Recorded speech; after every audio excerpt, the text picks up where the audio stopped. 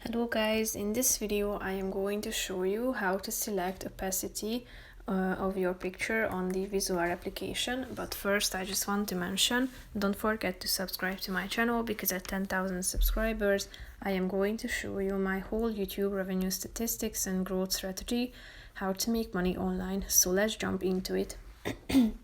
First of all, open the application on your phone. Tap on the plus icon or the My Projects icon to select a picture. After that, you should slide to the right side of the screen till you find the opacity option. And here you can adjust it by the help of this scale down below. If you tap on the apply button, you will be able to apply it, and then you are ready to save it to your gallery by tapping on this button in the upper right corner. That's pretty much it for this video, guys. See you in the next one. Bye bye.